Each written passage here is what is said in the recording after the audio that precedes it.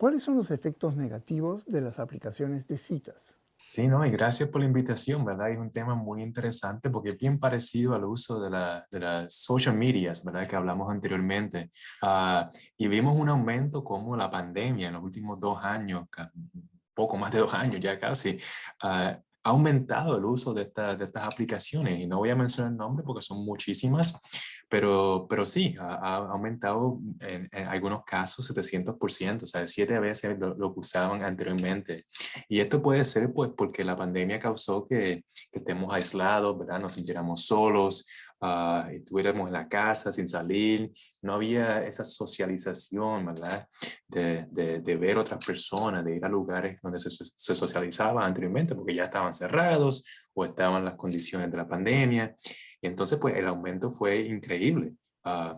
Pero pues sabemos también que los estudios pues sí tienen cosas, beneficios de esas aplicaciones, pero también cosas negativas, especialmente para aquellas personas que ya han sufrido de un trastorno de ánimo o tienen poca autoestima o tienen problemas, ¿verdad? Lo que llamo el body dysmorphia, que tienen problemas en cómo se ven, aceptando cómo se ven físicamente.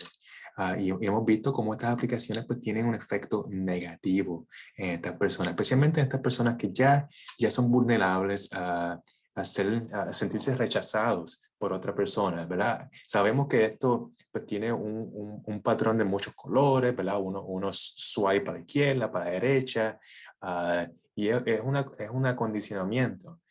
Y se habla mucho de que estas personas que son vulnerables al rechazo, ¿verdad? A veces no deberían usar este tipo de plataforma porque lo que hace es añadir, ¿verdad? A ese rechazo de que si usted swipe a esa persona o like a esa persona que le gusta y esa persona me la rechaza al momento, ¿verdad? ¿Cuántos rechazos puede tener esa persona en un mismo día? Pues son incalculables, ¿verdad? Y eso puede causar, pues, otras, ¿verdad? Que llamo injuries emocionalmente a esa persona.